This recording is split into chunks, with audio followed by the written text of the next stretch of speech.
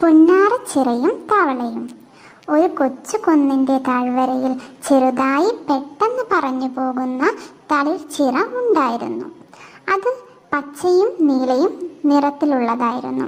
ആ ചിറയിൽ പച്ച ചില്ലകൾക്കിടയിൽ തളിർത്തു നിൽക്കുന്ന ഒരു പ്രത്യേക പൂവുണ്ട്. അതാണ് പുന്നാരച്ചിറ. പുന്നാരച്ചിറയ്ക്ക് പാട്ടുപാടാൻ വളരെ ഇഷ്ടമാണ്. പാടുമ്പോൾ ചിറയിലെ വെള്ളം നീങ്ങി ചിരിക്കും പോലെ തോന്നും. അത്ര മനോഹരമായിരുന്നു അവളുടെ ശബ്ദം. പുന്നാരച്ചിറയ്ക്ക് എപ്പോഴും എല്ലാ കാര്യങ്ങളും പങ്കുവെക്കാൻ ഒരു സുഹൃത്ത് വേണമെന്നായിരുന്നു ആഗ്രഹം. ഒരു മഴക്കാലത്തെ രാവിലെ ചിറയിൽ ഒരു പുതിയ അതിഥി വന്നു. അതാണ് തവളക്കുട്ടി. വളരെ കുസൃതിയായി ചാടിക്കളിക്കുന്ന, എല്ലായ്പ്പോഴും ചിരിച്ചുകൊണ്ടിരിക്കുന്ന പച്ചയും കറുപ്പും കലർന്ന തവളക്കുട്ടി. ഹായ് പൂവേ, നീ പാടുമ്പോൾ ചിറയുടെ വെള്ളം നൃത്തം ചെയ്യുന്ന പോലെ തോന്നുന്നു. ഞാനാകട്ടെ ചാടി ചാടി കൂടെ നൃത്തം ചെയ്യും. അങ്ങനെ അവർ സ്നേഹസുഹൃത്തുക്കളായി.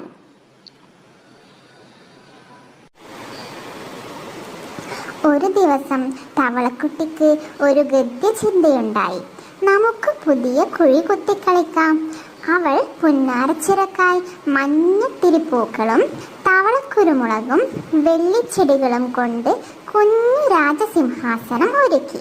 പുന്നാരച്ചിറ പാടിയ പാട്ടുകൾക്ക് താളമായി തവളക്കുട്ടി ചാടുകയും ആടുകയും ചെയ്തു. വെള്ളം കുളിക്കും ചിറയിലായി തവള ചാടും പാട്ടിനായി. ഒരു ദിവസം കനത്ത മഴ പെയ്തു. ചിറ നിറഞ്ഞു.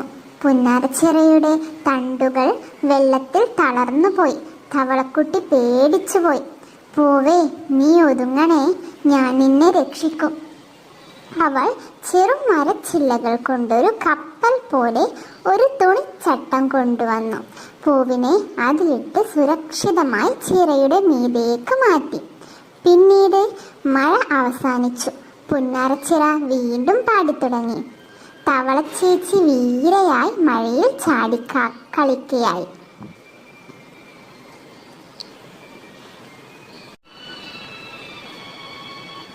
അങ്ങനെ ചിറയിലേക്ക് ചിറവാസികൾ എല്ലാവരും വന്നു. കുറുക്കൻ, കരിയിലക്കിളി, പുഴു, തവള എല്ലാവരും. അവർ ചേർന്ന് സ്നേഹച്ചിറ ഉത്സവം ആഘോഷിച്ചു.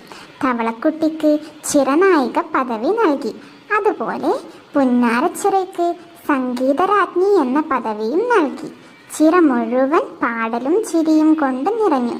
കുട്ടികൾ പായയിലിരുന്നു കൊണ്ട് കഥ കേട്ടു, പാട്ടുകൾ ആലപിച്ചു. സ്നേഹവും സൗഹൃദവും ഒരേ പാടലിൻ്റെ 2 വരികളാണ്. ഒരു പൂവും തവളയും ഒരുമിച്ച് ഈ പാട്ടുകൾ പാടുമ്പോൾ ലോകം കൂടുതൽ മധുരമാകും.